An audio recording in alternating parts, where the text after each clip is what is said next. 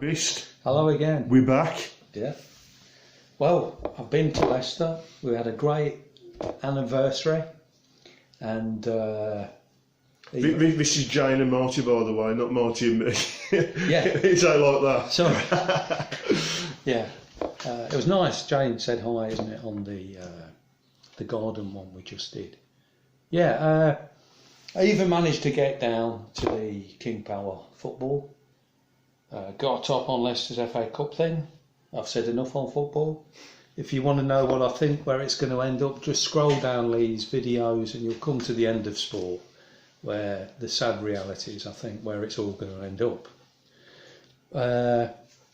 Yeah, so we went back to the hotel that after we were married in Leicester, the Belmont Hotel, on the New Walk, which is a beautiful walkway taking you through from the centre of Leicester right up to Victoria Park, Victorian walkway with the old lamps and little railings, little parks, squirrels running around. Very picturesque, a lot of weddings held there. And it was a beautiful, beautiful time. Sunny weather, the people were out, they were enjoying themselves, they were sitting outside in the cafes. Of course there was a lot of muzzled people about, but there was a lot of people who just wanted to get on with life. They were glad there was a measure of something that they could enjoy, and they were enjoying it. And it's great. It was a really refreshing time. We all need to get away at times. Definitely. And we certainly needed it, and we did really enjoy it. We had a couple of waitresses who really were nice people. One lady called Betty, who served breakfast, she says, I knew, she says, when I looked at your aura, both you two, she says, that you were not into any of this. And that was amazing. Amazing. And then another one, there was a lady who was serving the evening meals, and there was a family on another table with a newborn baby, and she wanted to smile. I could see she kept looking across at the little newborn, and her eyes sort of were turning up and smiling. And after they'd gone, I said to her, I could see you looking at the little baby. I says, but it's very hard to smile, innit, when nobody can see anything. They're only getting partial expressions of what you're trying to convey. And she immediately opened up, just like Betty, didn't believe any of it. In fact, the other lady says her nephew had and was really ill and had to go to hospital. So just interesting. One of the waitresses even passed your site on. She said, yeah, I'll look at this. Because both of them didn't believe it, but they weren't connected, as it were, to you get a lot of that. To people's sites. Yeah, you get a lot of it. You know. That's why things like standing in the park and protest, that's why there's some value to that. Because there's many people who are isolated, they're not online, and they know they're being screwed out there. But they think they're isolated, they're alone, they think they're the only one, and they're not. So that's why I think standing in the park and things such as that, they do have relevance and use. Yeah, and we had a good look round. Jane loves the charity shops, like I'm sure some of you do, and she was looking for bargains, and she found a load of nice retro jewellery that really brightened up her day, and some clothes from the 70s and stuff. She was very happy.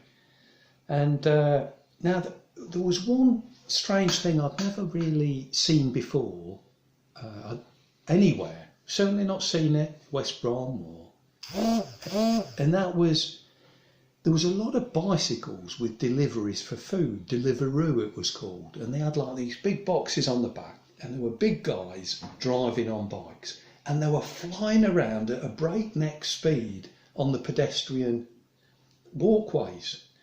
And I was thinking, oh, this is really strange. I mean, one or two you could sort of say, well, yeah, okay. But over the period of time, I said to Jane, how many do you think we've seen? Oh, she said 40 at least. They're just coming all the time, zipping around people, really dangerous, really, really dangerous. You're not seeing that in. You'd have a chance to get it in Lichfield because it's not that big a city, but I think it's more of a big city thing. But no, nothing like that. But what bothers me about it, again, it's this thing: you could get it by one of these people that could seriously hurt you. People have been killed by being banged into somebody on a push bike at speed. It's another one of these things that seems to be dangerous, like certain elements of on the roads. Yeah. But people just ignore it now. It don't matter. You can only be focused on the and the dangers varying. But the actual fact, if you're going to get wiped out, if anything's going to put you in a pine box, statistically, it's going to be being walloped by somebody zooming around the city centre on a push bike with a pizza sellotape to the back, or being rammed by a car because I'm impatient and I'm tailgating, and they don't like the fact that there's 700 cars in front of you between them and their destination. That's just going to get you harmed or hurt. It's perspective. Yeah. So coming back, there was a few interesting incidents on the from the station and then on the train returning back to West Midlands. We were on the Leicester station and we were sitting there. We had a bit of a wait for the train, and it came over the loudspeaker. Sorry about the delay, because there's been somebody knocked down on the lines, and we thought, is this a work person working on the railway? Is it somebody wandering on the lines, or is it somebody who's committed suicide because of who knows what, and particularly probably what's going on at the minute? So as we were sitting there, and again, everyone muzzled up, me and Jane obviously without, and an Indian chap walks down the platform, and as he sees us sitting there with no muzzle on, he smiles more and more and more till it's almost ear to ear. Nothing is said, he just walks by, smiles, looks, a beaming big smile, and just carried on to where we were going. Sometimes nothing needs to be said, innit? People know. And so anyway, we're on the train, we're coming back, and down the carriageway on the left hand side is the public toilet, and then behind that you've got the doors that you press the button and the doors open like that, and then our luggage is in the racks just there, and we're sitting a little bit back on the right hand side. So I'm looking down there. Now these two gypsy girls, one, now I thought she was like in her 20s, and but Jane said no, she was young as well, and I thought, well, I don't know, she looked really. And you've probably come across the travelling people. The ladies often doll themselves up very much like little Bambi dolls, don't they? Really pretty girls. But the little girl, about 9, she was just the same as the other girl. Anyway, they're standing there, and the little girl's helping put these high heels on, or they're going to some do, probably a wedding or something. And she's got her dark glasses out like this, and she's posing in the aisle like this, and the little girl is doing a photo shoot, and she's going click, click, click, click, click, click, and she's doing this and that, and kicking her legs back. No masks, of course, because they don't like this, do they? And I thought, this is funny, and we were both chuckling to ourselves. And but yeah, I've been in the past to the travelling people's churches. I've visited meetings that they've had. I like them as people. You obviously get rough diamonds that really, can cause trouble at times. They get a bad reputation in certain areas, but they can be very nice people as well. And any thoughts on that, the travelling people, and because this is going to affect them if they take cash away. They like dealing in cash, and they like their freedom. They're not going to go along with all this. No. I was speaking to somebody at work either last week or the week before, and now travellers, gypsies and travellers are going to have it. Maybe the ones who've become what you might call domesticated, who've moved into permanent dwellings, but the ones who are on the road, they Yeah. ain't going to line up to have this, are they? And, No. and They're something out of already. the face because bloody Boris Johnson says they've got to do it, and a load of saps stood behind podiums. That ain't going to happen. They're already sort of a type of outcasts in a sense, aren't they? But to many in society, they can't control them so easily, can they? Because they move around, they deal in cash. They do jobs here and there. They've got many different jobs, and they're very well connected with all the other people that they know all over the country, because that's their life and that's what they're into, isn't it? One last incident, as we were travelling back before we got into Birmingham New Street, there was going through the rural countryside, the green trees and the fields, and there was a chap there about my age with his wife, standing on a raised embankment there, and he was waving to the train. And it took me back to days, bygone days.